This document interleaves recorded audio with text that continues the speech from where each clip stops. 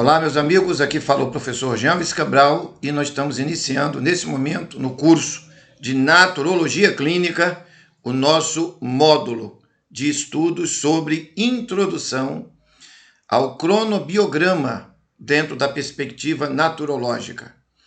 O título da disciplina, do módulo, é Introdução à Cronobiologia. Todavia, é muito importante eu identificar logo de saída que o foco de nossas considerações ele tem uma objetivação extremamente prática, ou seja, explicar por que o que nós chamamos de cronobiograma é essencial, fundamental e inegociável dentro da perspectiva da naturologia clínica. Assim dito, sem mais delongas, vamos diretamente à exposição de nosso tema. Aqui temos uma abertura, cronobiograma e naturologia clínica, uma exposição do módulo de introdução à cronobiologia aplicada à naturologia clínica. E dentro desse universo, vamos fazer inúmeras considerações sobre cronobiograma, cromoterapia e clinoterapia. Eu sou o professor Jean Luiz Cabral e aqui está o meu site www.professorjean.com. Vamos adentrar, então, a primeira aula de uma sequência de 8 aulas e o primeiro título, o primeiro capítulo, o tema desta primeira aula, tudo começa com a homeostasia. O que é homeostasia? O que é reostasia e alostasia? Compreendendo os ritmos homeostáticos do corpo humano e o equilíbrio estabelecido nos limites da vida. Esse primeiro capítulo, essa primeira aula é essencial para a compreensão de todo o módulo e, inclusive, da própria naturologia clínica. Dando sequência às nossas considerações, passaremos então ao primeiro tópico desta primeira aula. O que é homeostasia? Para darmos início às considerações, quero trazer à pauta o texto do Tratado de Fisiologia Médica de Arthur Guyton, que diz o seguinte: a beleza da fisiologia é que ela tenta integrar as funções distintas de todas as células e dos órgãos do corpo em um todo funcional completo, o corpo humano ou animal. Na verdade, a vida do ser humano depende desse funcionamento global e não das funções de partes individuais completamente isoladas do conjunto. Isso nos leva a outra questão, totalmente diferente.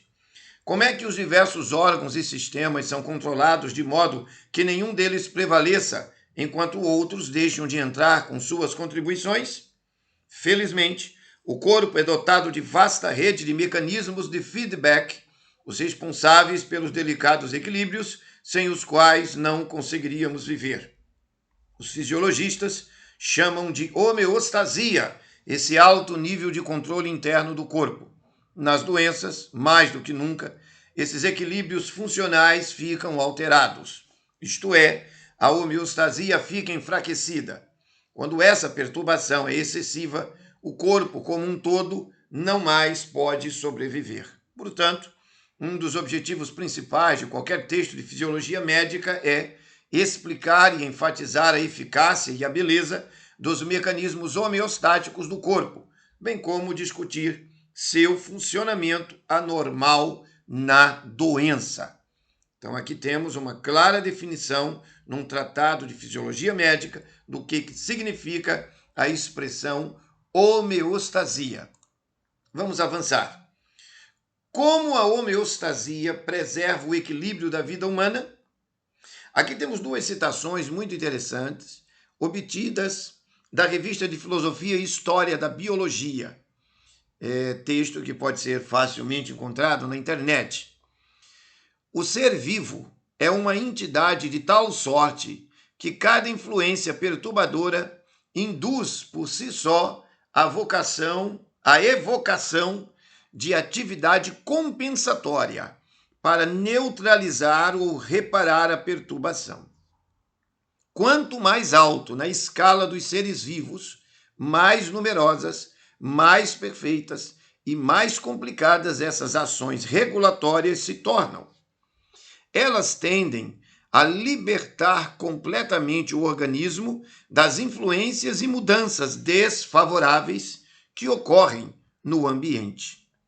Isso texto citado de dois grandes especialistas e que é endossado em 2017 no que chamam de a formulação do conceito de homeostase na abordagem de Walter Cannon, que é o criador da expressão homeostasia. Outro texto importante da mesma publicação, a página 103, diz o seguinte: o ser vivo é estável.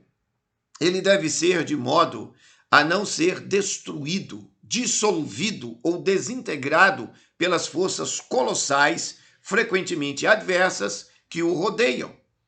Por uma contradição aparente, ele mantém a sua estabilidade apenas se for excitável e capaz de modificar-se de acordo com os estímulos externos, apto a ajustar a sua resposta à estimulação.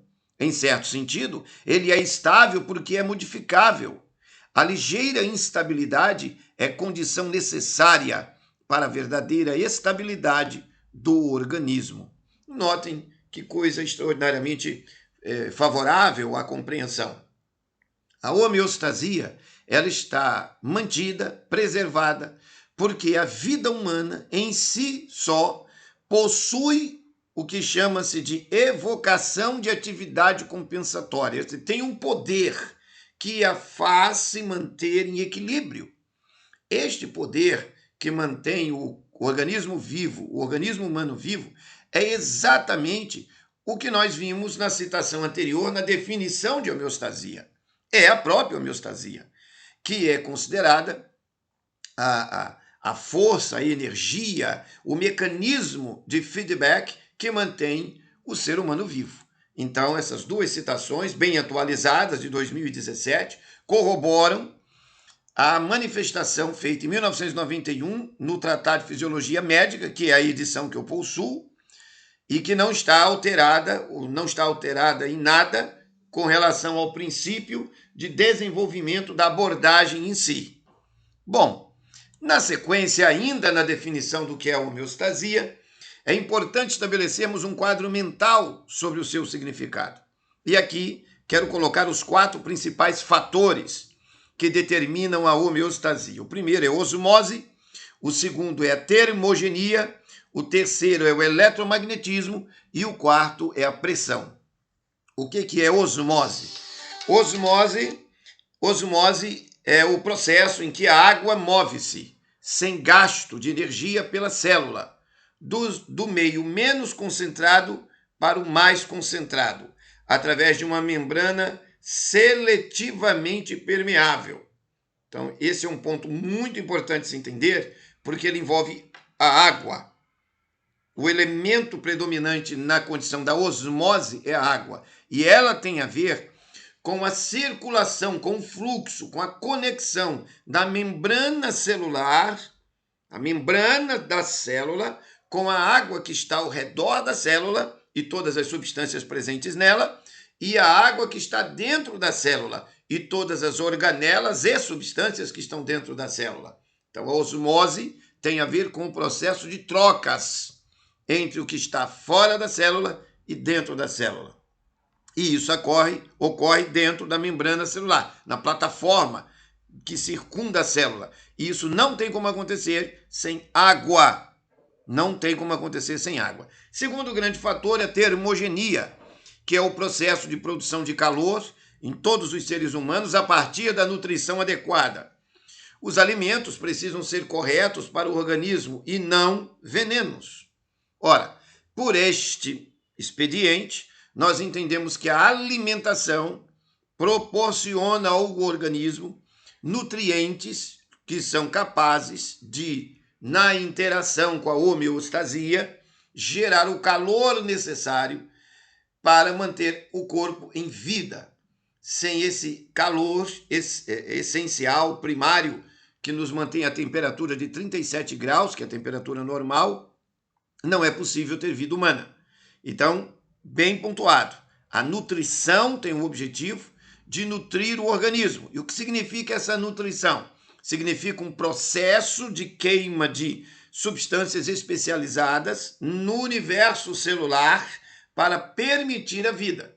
A célula mantém esse circuito interno e é chamado de termogenia, temperatura geral do corpo humano.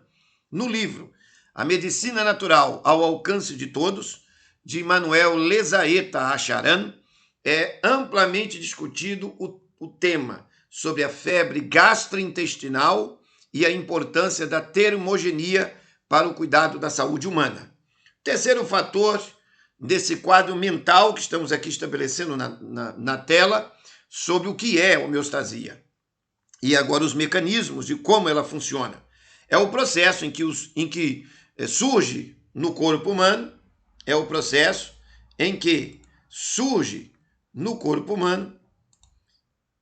vamos aqui, retomar aqui, muito bem. É o processo em que surge no corpo humano um tipo de eletricidade chamada indução eletromagnética, que muitos chamam de energia vital ou elan vital. E isto tem muito que ver com a Terra, com o eletromagnetismo do nosso mundo.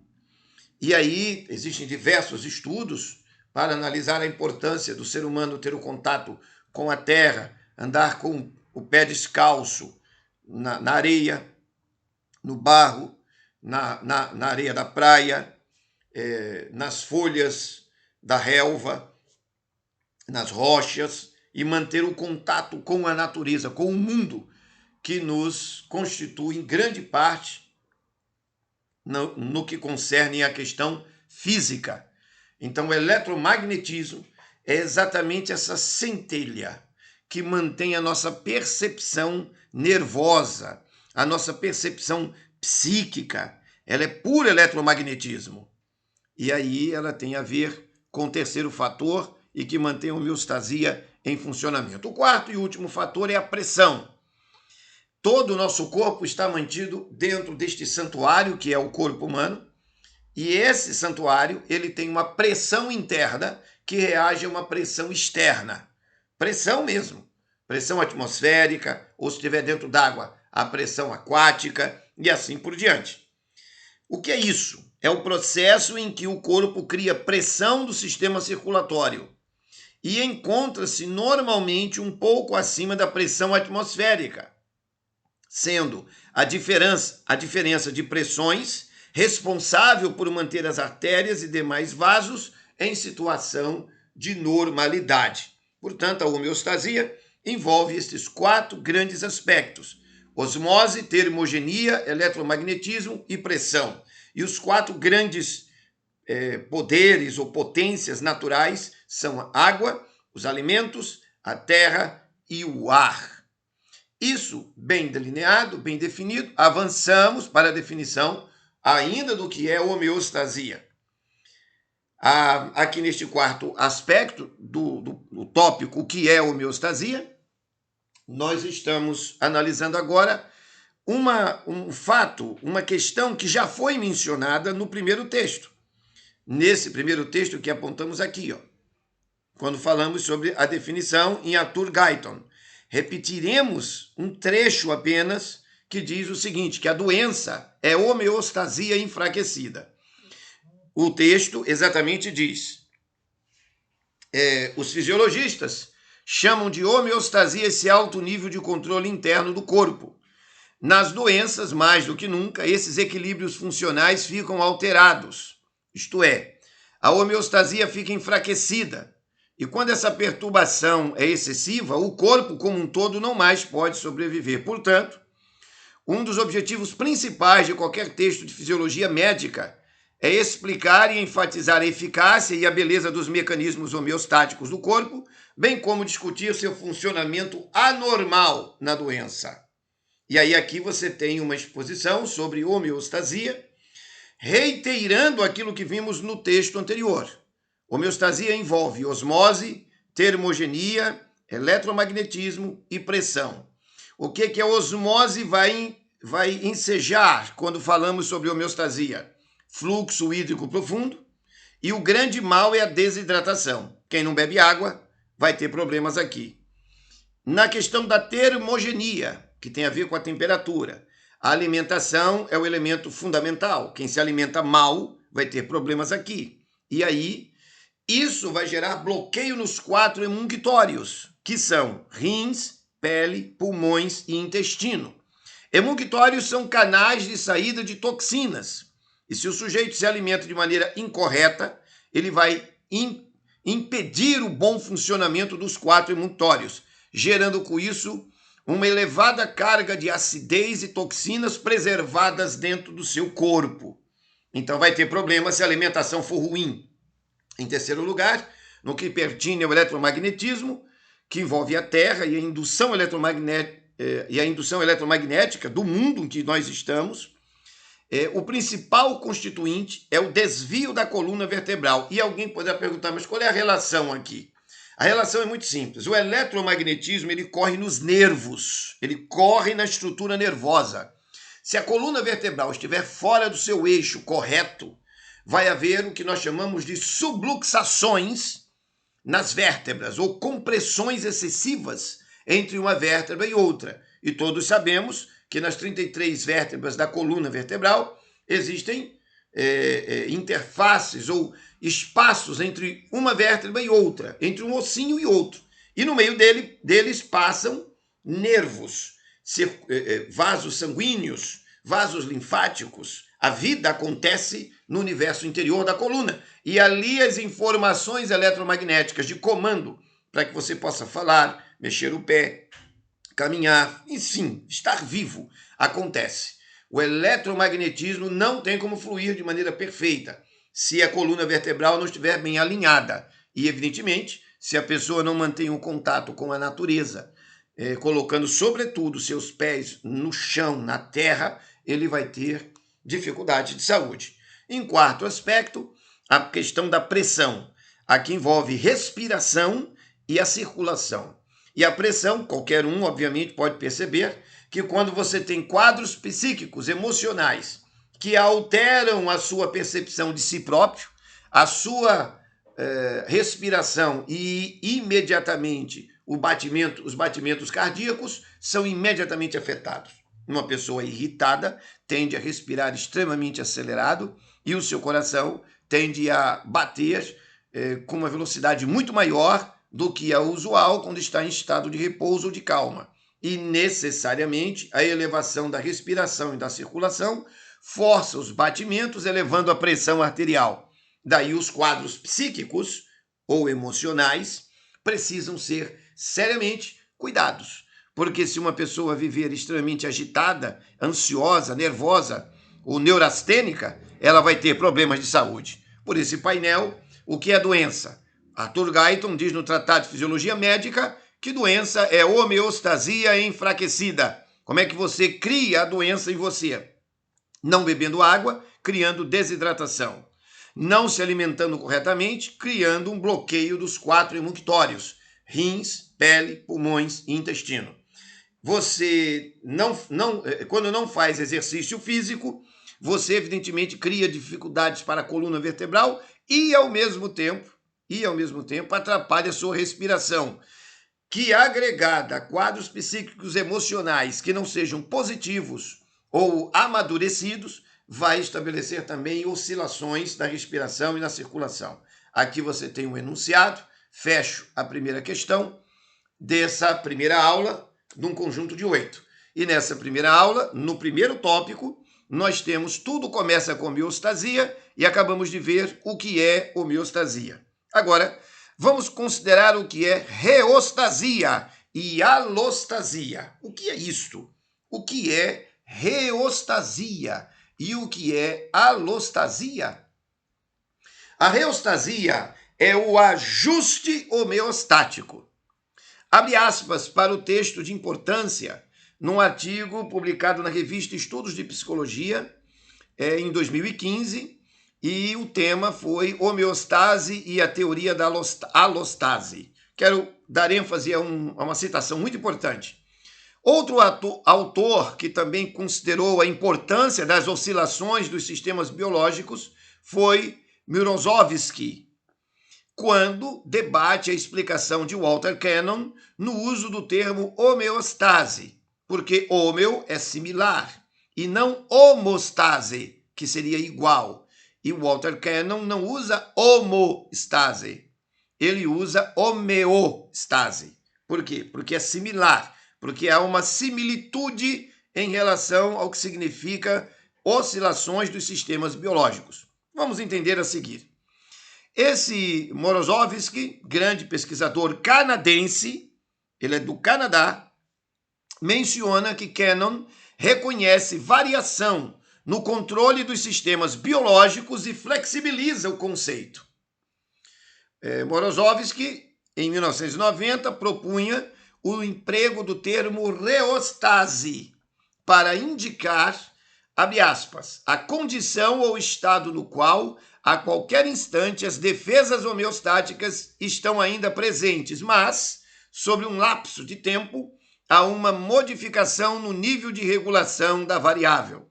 Deste modo, o termo reostase, reos, significa mudança, indica mudança no ponto de regulação da variável.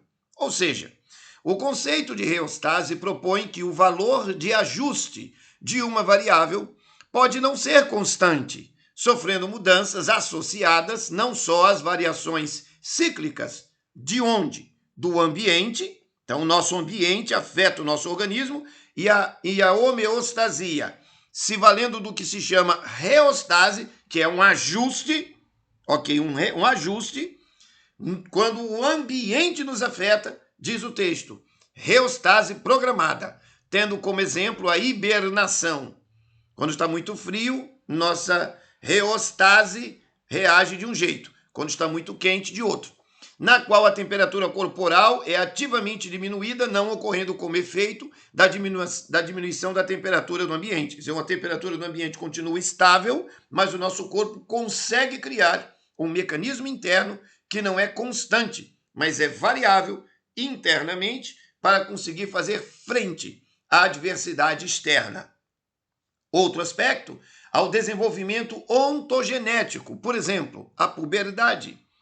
No período da puberdade, os jovens têm diversas oscilações orgânicas provenientes das condições glandulares e a homeostasia opera. Como é que é esta operação? Chama-se reostase, ou seja, mudança daquilo que seria estático. Deixa de ser estático, cria-se uma nova condição estática provisória para fazer frente a necessidades. Passado aquelas necessidades, volta à normalidade homeostática.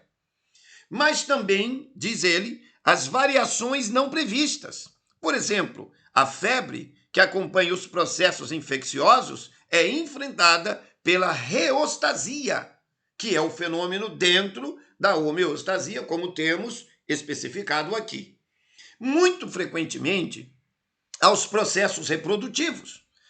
Por exemplo, na ação sexual, existe uma adaptação orgânica para fazer frente à necessidade sexual, que é reprodutiva. Isso também se estende à gravidez, em que a mulher tem a sua homeostasia, mas por conta da presença de uma criança dentro de si, ela entra em estado de reostasia durante 9 meses para fazer frente às necessidades que não são comuns à sua normalidade homeostática, mas especiais, excepcionais, durante o período da gravidez. Isso dito, diremos, ainda seguindo o texto, entre os exemplos citados pelo autor, repetimos, Morozovsky, que está sendo objeto de análise do artigo, entre os exemplos citados pelo autor estão também a variação de peso corporal, as pessoas estão obesas, elas estão em reostasia o tempo todo, que acompanha o ciclo estral em fêmeas de muitas espécies, não só humana. A variação da temperatura corporal durante a fase luteal no ciclo menstrual, por exemplo. Na menstruação, as mulheres entram em reostasia. E a diminuição da osmolaridade plasmática, quando o sujeito está desidratado, ou então quando as mulheres estão em gravidez e que precisam de uma elevada carga de água para fazer frente à sua necessidade celular. E a necessidade celular da criança, a reostasia, é o mecanismo que vai fazer esses controles para manter o universo homeostático em equilíbrio de sobrevivência. Aqui o texto fecha dizendo: o conceito de reostase amplia o conceito de homeostase, amplia, enfatizando que adequações do valor de ajuste faz parte da forma de atuação dos mecanismos homeostáticos. Seguimos adiante, e aí temos um outro aspecto, ainda dentro deste tópico, que enfatiza o que é reostasia e alostasia. Ainda falando sobre a reostase, eu apresento neste momento uma tabela, um quadro, para que todos possam refletir, onde mostramos o seguinte: osmose, notem bem, osmose, termogenia, eletromagnetismo e pressão, na tabela que já mostramos anteriormente, quando definimos o que é homeostasia. Agora, se vocês observarem cuidadosamente na tela, vocês vão ver que a reostasia, ela tem alguns componentes que precisam ser sempre lembrados. No caso da osmose, o controle da sede é o mecanismo que a reostasia utiliza dentro do seu universo interno, enquanto homeostasia, para estimular o organismo e a consciência humana para que possa, evidentemente, reidratar-se. Porque você tem desidratação na tabela à sua esquerda, à sua direita, controle da sede. E o controle da sede envolve o controle linfático. Sempre que você tem uma baixa de água na rede linfática, a sede se torna intensa. Portanto, tem que estimular o beber água para manter o controle linfático em perfeição. E o controle linfático tem a ver com a imunidade. Então, uma coisa está profundamente ligada à outra. A termogenia é o controle da fome. Quando o sujeito sente fome, efetivamente tem que se alimentar. E isso tem que ser feito de maneira correta para que haja o controle dos 4 mungtórios. O eletromagnetismo é no controle do sono. Quando a pessoa sente sono, tem que dormir para poder descansar todo o metabolismo e permitir uma elevação da carga eletromagnética. E também existem os quadros de compensação da dor. Quando a coluna vertebral está sendo afetada, os nervos, naturalmente, estão afetados, já o dissemos aqui, e isso induz, naturalmente, a perda do controle do sono, causando dor, é difícil dormir. Então, essa relação está muito ligada ao eletromagnetismo. A questão da pressão envolve crises respiratórias, portanto, tem que respirar de maneira correta, e aí as atividades físicas são importantíssimas, e também as crises emocionais. Os cenários de crises emocionais induzem a uma perda do equilíbrio no que concerne ao controle adequado, devido da estrutura de respiração e de pressão. Isso entendido, fica delineado o cenário do que significa reostasia dentro da relação que ela tem com a homeostasia. Seguimos adiante e aí passamos à definição da alostasia. O que é essa tal de alostasia? Expressão nova, interessante, que nós precisamos observar. Notem, o texto que vamos apresentar já foi mencionado, e vamos com certeza, deixe-me ver aqui o artigo, homeostase e isso mesmo, é o mesmo texto que utilizamos no quadro sobre, no quadro anterior, né, que nós utilizamos aqui, ó, nessa citação, o que é reostasia. Aí nesse mesmo texto nós temos o que é alostasia. Vamos ao texto. A revisão do conceito de homeostase foi também proposta em 1988 com a utilização do termo alostase por Peter Sterling. Este autor aponta o encéfalo como órgão central regulador da alostase, tanto na regulação dos mecanismos periféricos como naqueles que comandam os comportamentos nos níveis superiores e que aumentam a capacidade do organismo responder de maneira eficiente às suas necessidades. Enquanto que o conceito clássico de homeostase prevê o funcionamento do organismo em condições basais, quer dizer, no metabolismo normal, independentemente da demanda a qual o organismo está sujeito, a teoria da alostase distingue que os organismos podem funcionar em diferentes condições de ajustes, desde que estas novas condições possibilitem melhor adaptação dos organismos ao meio.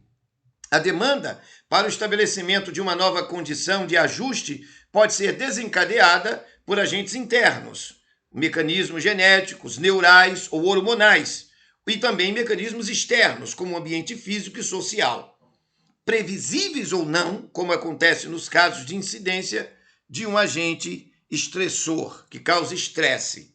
Então, a alostasia está aqui claramente definida e ela tem a ver com esses mecanismos que aqui agora vai ficar bem claro nós percebermos. No quadro mental sobre homeo, health e alostasia. A alostasia, partindo aqui do painel da direita para a esquerda, ela tem a ver com adaptações. Muitas pessoas estão doentes a vida inteira. Então, estão num processo de alostasia e não de homeostasia. A homeostasia ela vai obedecer a um equilíbrio em estado ideal e natural de funcionamento dos emunctórios, de perfeita colocação da coluna vertebral, da perfeita posição. O posicionamento da coluna vertebral estará perfeito. A hidratação corporal estará perfeita. A psique, a mente, estará em paz, estará em serenidade, estará em alerta, estará com consciência. Mas acontece que a maior parte da população vive em alostasia, que é o quê? Uma adaptação, um estado de ajuste provisório.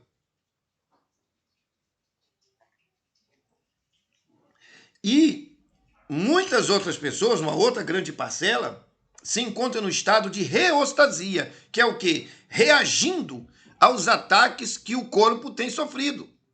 Você pode dizer, mas que ataques? Vou beber uma aguinha aqui. Ataques na falta de beber água, então o sujeito está desidratado. O que a reostasia poderá fazer? Buscar água dos ossos, gerando com isso doenças ósseas. Na alostasia, a situação é diferente. O sujeito, inclusive, pode estar submetido ao uso de drogas permanentes e o corpo cria ali um mecanismo de compensações permanentes. Isso não é o ideal. Alostasia não é o ideal. Reostasia também não é o ideal. Homeostasia é o ideal. Acontece que no mundo que estamos, a oscilação entre homeostasia, reostasia e alostasia será permanente. Com base em quê?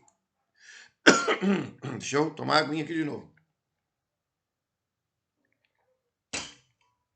Aqui, com base em mecanismos, nós já verificamos mecanismos genéticos, neurais ou hormonais.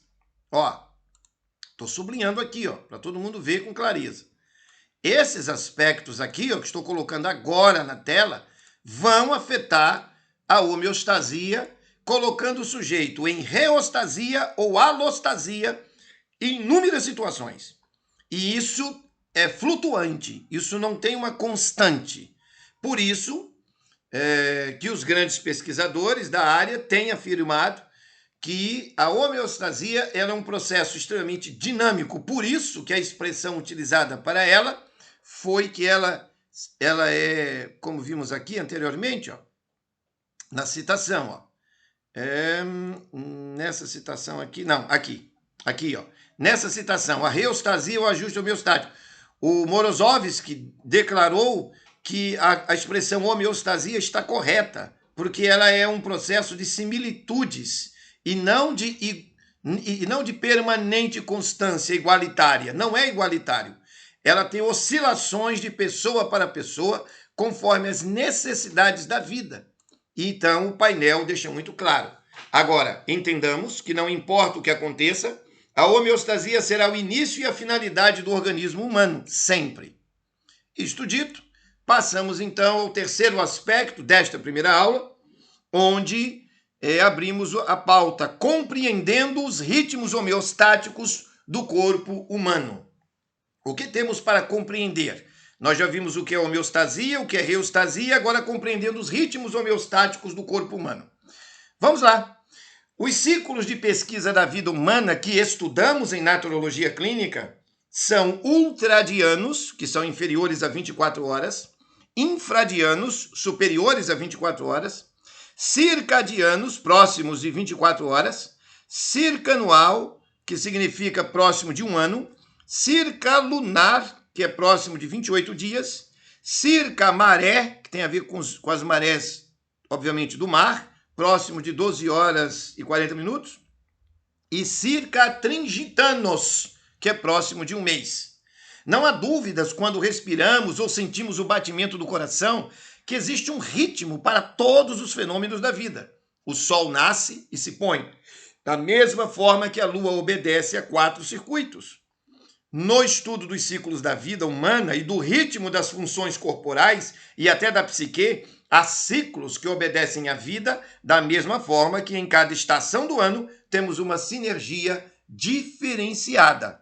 Isto pontuado, então avançamos para raciocinar que os ciclos circadiano, circalunar e o circanual obedecem de maneira muito objetiva a essa perspectiva que aqui apresentamos.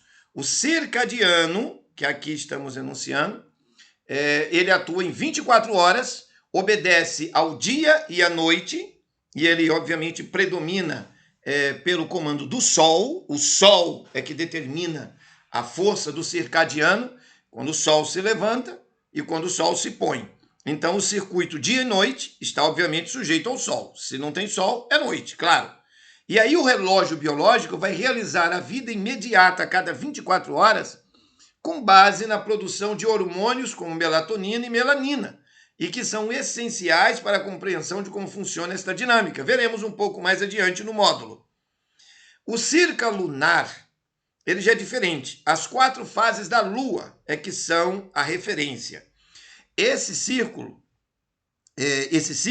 ele obedece à luz neon da Lua em suas fases. A ausência dela provoca uma série de situações e na presença da luz neon da Lua, outras situações. É muito conhecido, por exemplo, para aqueles que estudam um pouco o oceano, que as marés dos oceanos e até das lagoas, etc., obedecem à influência da Lua. Isso aí não tem nem o que discutir.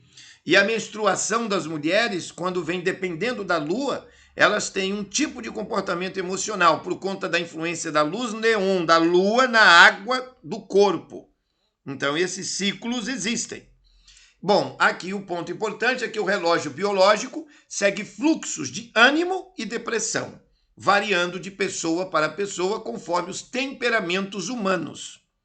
Pauta que também será vista um pouco mais na frente. O ciclo circanual, ele tem a ver com as 4 estações do ano. Primavera, verão, outono, inverno. E obedece ao clima. Aqui ela não obedece ao dia e à noite e nem à luz neon da lua. Ela obedece ao clima, o ambiente, a temperatura perene durante 3 meses. O relógio biológico tem maior ou menor carga de hormônios da alegria ou da constrição. Não é da tristeza, mas é do organismo mais reservado, da tendência a ser mais solene, mais quieto, mais reservado. Esses 3 ciclos precisam sempre ser considerados no consultório. Quando o cliente chega, ele está, como todas as demais pessoas daquela localidade, subordinado a esses 3 ciclos. E eles são determinantes no sucesso ou no fracasso do tratamento naturológico. Aqui temos mais um painel que nos ajuda a compreender de maneira mais efetiva as percepções associadas aos ciclos. O circanual, a gente pergunta qual é a estação do ano, qual a atividade profissional da pessoa e que tipo de desgastes ela possui. Há férias e ela realmente participa delas? É homem ou mulher? No circalunar. Ele é homem ou mulher? Por quê? Porque tem o ciclo menstrual nas mulheres, obviamente, e o ciclo de baixa testosterona nos homens. Já existem estudos que demonstram que os homens possuem dentro de um período de 30 dias, de 28 dias do circuito lunar, períodos de alta testosterona e baixa testosterona, e são afetados por fatores emocionais e de temperamento diversos. Por isso a pergunta para homens e mulheres: qual o temperamento e como a sua bipolaridade interfere na sua percepção? E alguém dizer, como bipolaridade? Sim, todos somos bipolares. O sujeito pode ser sanguíneo, colérico, fleumático ou melancólico. Mas você tem o sanguíneo colérico, sanguíneo fleumático, sanguíneo melancólico. Você tem um colérico sanguíneo, colérico fleumático e colérico melancólico. Você tem o fleumático colérico, fleumático sanguíneo e fleumático melancólico. E você tem o sujeito que é melancólico colérico, melancólico sanguíneo e melancólico fleumático. São 12 temperamentos humanos. E eles são diferentes em homens e mulheres, porque mulheres têm ciclo menstrual e homens ciclos de baixa testosterona. E aí? Aí entra-se a pergunta, tem descansos semanais e os utiliza? Ou tem descanso semanal, mas continua trabalhando? Da mesma maneira que no circo anual, que vimos anteriormente, há férias, mas essa pessoa realmente participa dessas férias ou continua antenado com o trabalho? Aí o ciclo circadiano, que tem a ver com a vida de 24 horas, ele obedece a 3 grandes considerações. Primeira, obedece ao circuito de 8 horas de sono e 16 horas de ativação metabólica funcional, ou seja, ele sai para trabalhar, sai para cuidar da vida. Os seus emunctórios, que são rins, pele, pulmões e intestinos, estão funcionando corretamente no dia? Se o sujeito não defeca no mínimo uma vez e em média 2 a 3 vezes por dia, ele está arruinado. Se ele não urina, e não bebe água e não urina, está cheio de acidez. Então todo o resto estará perdido. E o período de descanso é realmente aproveitado com repouso profundo? Ele dorme 8 horas por noite em cada dia? Da mesma forma que no ciclo lunar, pergunta-se, ele tem um dia de descanso semanal? Porque os ciclos exigem esses momentos de descanso. Da mesma maneira que você inspira e expira. Da mesma maneira que você tem energia para trabalhar e de repente você está cansado e vai dormir. Esse circuito não pode ser quebrado. Se você quebrar isso aqui, você destruiu a vida, porque a vida obedece a esses circuitos. Os animais obedecem circuitos circanual, circalunar e circadiano. E o ser humano, sob a perspectiva física, opera com células dentro de uma plataforma homeostática idêntica à de animais, no sentido de sujeição aos ciclos que dominam a vida na Terra. O último aspecto desse momento que falamos sobre os ciclos da vida está aqui nos tempos da vida. Aqui eu fiz a questão de colocar para apresentar não só aos alunos que não conhecem, mas a muitas pessoas que nos assistem, o nosso símbolo com fundo azul e uma árvorezinha e com um livro aberto embaixo. E eu tenho motivo para adotar a árvore da vida como uma parte de meu brasão e minha marca pessoal. Eu tenho 8 páginas da Bíblia embaixo, e ela também são 8 páginas da vida, ou diárias da vida na sua base. E o motivo é cronobiologia. Agora notem que muito importante esse cenário, que será objeto de análise num outro módulo em que falamos sobre aconselhamento. Vejam, as fases de desenvolvimento humano estão aqui em 2 painéis. Você tem um período da vida chamado primavera, verão, outono e inverno. São 4 momentos. No momento da primavera, em que é o preparo para a vida, vai de 0 a 21 anos. E o texto fundamental para nos enriquecer aqui a alma é exatamente o de Eclesiastes, capítulo 12, versículo 1, que diz o seguinte, e só um segundo para eu abrir aqui o texto, que eu quero lê-lo exatamente no texto sagrado. Estou abrindo a Bíblia mesmo aqui para ler. Lembra-te agora do teu Criador nos dias da tua juventude, enquanto não chegam os dias maus, e antes que se aproximem os anos dos quais venhas a dizer, não tenho neles contentamento. Então a primavera é o momento de preparo para a vida. E esse preparo deve ser feito com a presença de Deus, com a presença do Criador. Logo depois dos 21 aos 42 anos, você tem a fase do disparo, é o verão. Você sai da primavera e entra na fase verão. E na fase do verão, o texto sagrado que aqui colocamos é Eclesiastes, capítulo 9, versículo 10, que diz exatamente o seguinte: tudo quanto tua mão encontrar para fazer, faze-o conforme as tuas forças, porque na sepultura para onde tu vais, não há trabalho, nem projetos, nem conhecimento, nem sabedoria.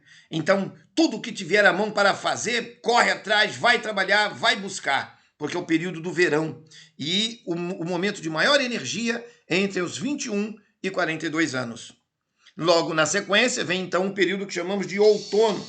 E esse período chamado de outono é o período em que nós temos aqui no texto de Eclesiastes, capítulo 2, do verso 22 ao 23.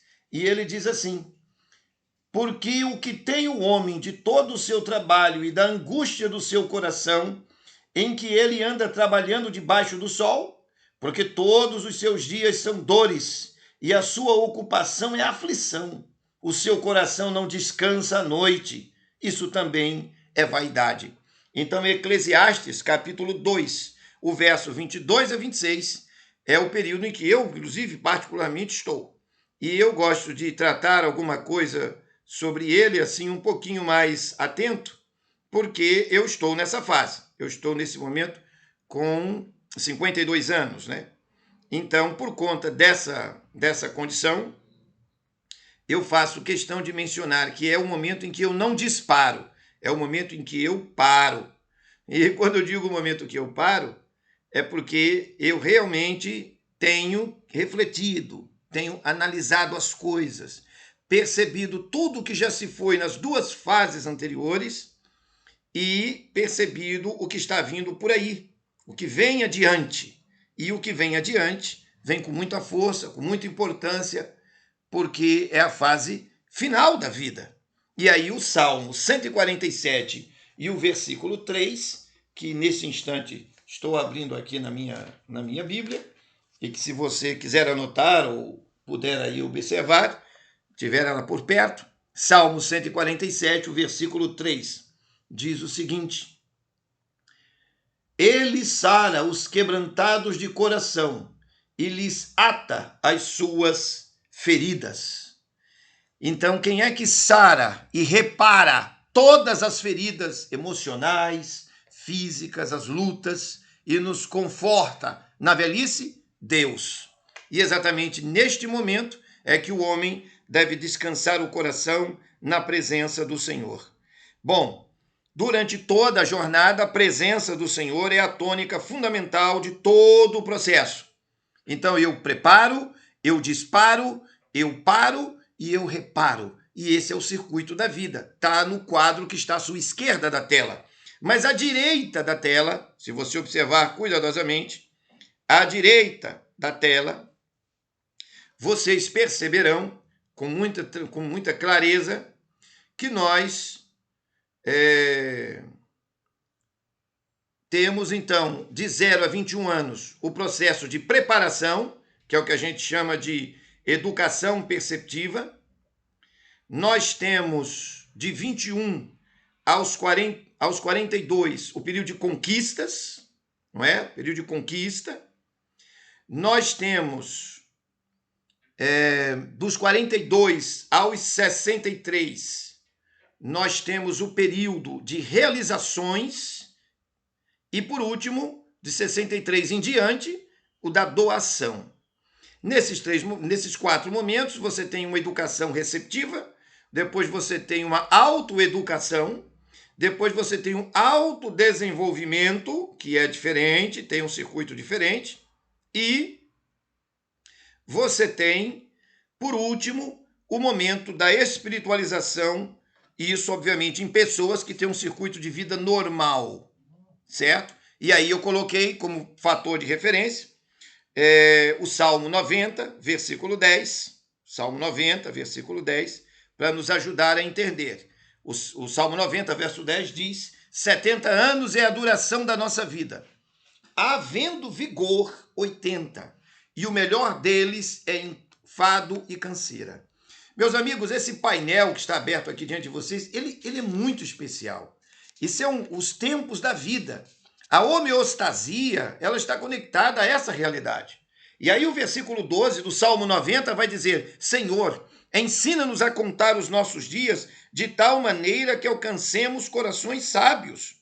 Então notem, é espetacular essa manifestação que aqui temos nesse painel, que é muito importante na primeira aula pontuarmos. A homeostasia, ela obedece a 3 ciclos: o ciclo circadiano, circalunar e circanual. Porém, ela está dentro de toda uma estrutura de vida, da vida toda. E aí você tem esses momentos em que você precisa se concentrar e ter autopercepção. Que tipo de coisas você lê, que tipo de coisas você faz, o que você sonha para a sua vida? Depende disso que está aqui. Muitos meus alunos às vezes dizem assim: professor, o senhor fala muito em morte. Sim, é porque eu estou no momento do autodesenvolvimento, da realização, e eu estou parando. Eu hoje estou sonhando com minha casa em Campos do Jordão. Eu já não estou mais querendo viajar pelo Brasil. Eu já estou querendo ficar mais quieto no meu canto. As músicas que eu estou ouvindo são mais calmas. Tudo meu é na fase dos 42 a 63. Aí vem alguém que tem, por exemplo, de 21 a 45, está agitado, está querendo ganhar o mundo e tal. Eu passei dessa fase. Já não tenho mais interesse por certas coisas, porque eu consigo perceber a aproximação do inverno, o inverno da vida. E aí entra o texto de Filipenses, capítulo 3, o versículo 13, que vai dizer assim: irmãos, não julgo que o haja alcançado, mas uma coisa faço, e é que, esquecendo-me das coisas que atrás ficam e avançando para as coisas que estão diante de mim, prossigo para o alvo, pelo prêmio da soberana vocação de Deus em Cristo Jesus. E aqui, importantíssimo colocarmos também o versículo 14. Em tempo real aqui, para a gente deixar muito bem pontuado. Ora, isto tudo definido, saltamos então do tempo da vida para o último aspecto dessa primeira aula: o equilíbrio estabelecido nos limites da vida. Agora vamos fechar a primeira aula entendendo que tudo começa com homeostasia e nos enche de contentamento a percepção. Conforme tuas forças. Ora, vamos analisar o quê? O equilíbrio estabelecido nos limites da vida. Existem limites. E claro que existem limites. Acabamos de ver aqui, observem. Do 0 aos 21 é preparo. 21 a 42, disparo. 42 a 63, eu paro. E de 63 em diante, eu reparo. E esse circuito, ele agora tem aqui, conforme tuas forças. Eclesiastes 9, verso 10, que já li, mas quero ler de novo.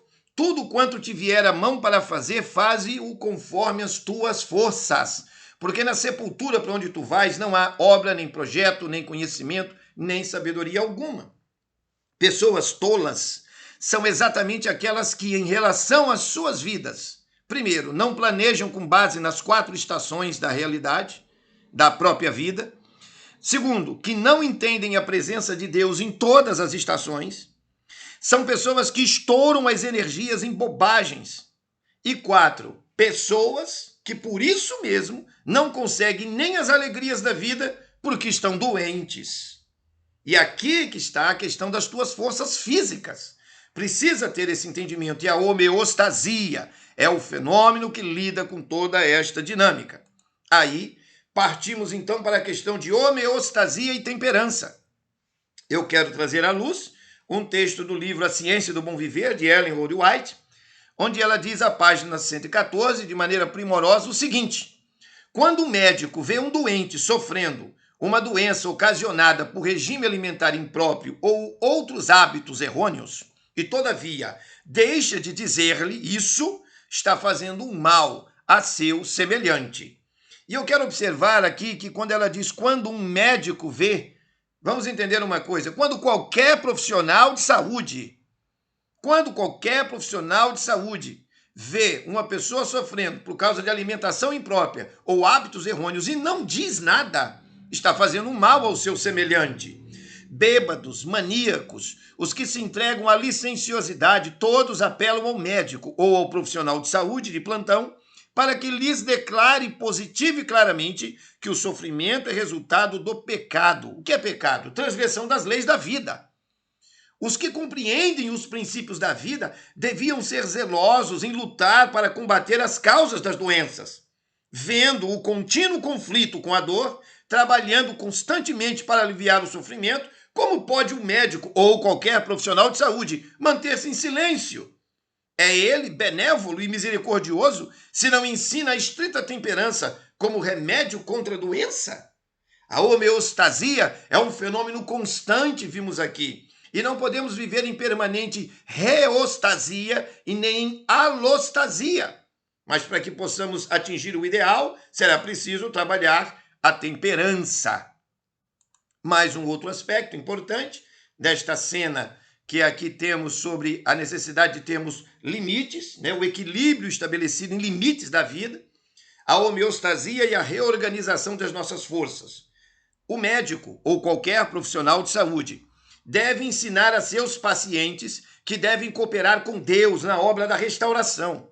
O médico tem uma compreensão sempre crescente de que a enfermidade é o resultado do pecado. Sabe que as leis da natureza são tão verdadeiramente divinas como os preceitos do Decálogo e que unicamente obedecendo-lhes podemos conservar ou recuperar a saúde. Ele vê sofrendo muitos em resultado de práticas nocivas, os quais poderiam ser restituídos à saúde caso fizessem o possível em benefício de sua própria cura.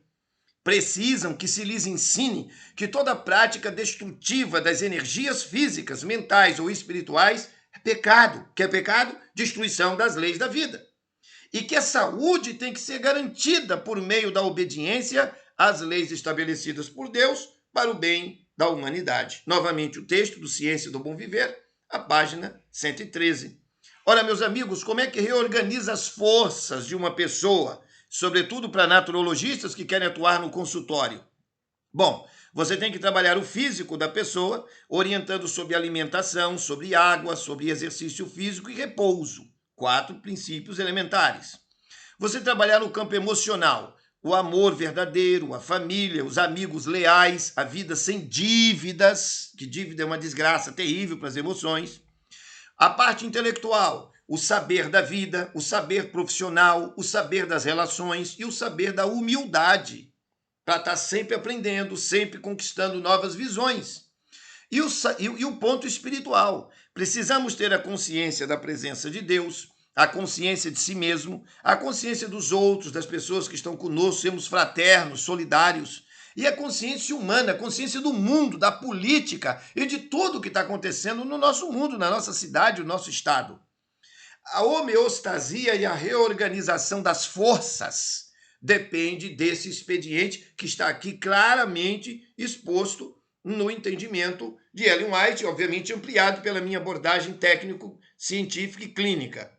Bom, para fecharmos então essa primeira aula, com o último item dos 4 tópicos da primeira aula, vinde repousar um pouco.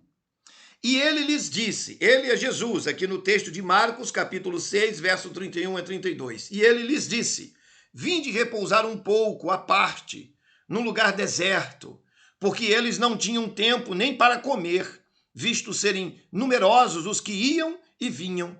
Então foram sós no barco para um lugar solitário. Todos precisamos ter um lugar tranquilo, onde podemos ficar recolhidos, quietos, sossegados num canto, para podermos refazer a nós mesmos, reconstruir a nossa própria natureza, reconstruir a nossa própria pessoa. E isso implica em ter um canto solitário, ou irmos para um lugar isolado, ou termos um lugar quieto na nossa casa, para esse momento de repensar a nós mesmos e repousarmos um pouco. Isso tudo então dito, quero encaminhar para a conclusão. Que Deus nos ilumine e nos guarde. Essa foi a primeira aula do módulo Cronobiograma e Naturologia Clínica, que vai a uma exposição do módulo de introdução à cronobiologia aplicada à naturologia clínica. Nós vamos discutir durante 8 aulas cronobiograma, cromoterapia, clinoterapia, e eu quero agradecer a todos pela atenção, pela paciência.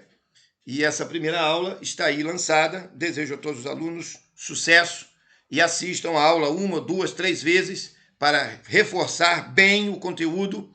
E, obviamente, vem mais 7 conteúdos aí pela frente, onde nós vamos poder discorrer de maneira cuidadosa mais aspectos que vão ampliar expressivamente o que significa o relógio biológico e como é que o naturologista trabalha isso no consultório de maneira satisfatória para abençoar a vida dos seus pacientes. Um grande abraço e aqui foi o professor Jean. Deus abençoe, tudo de bom.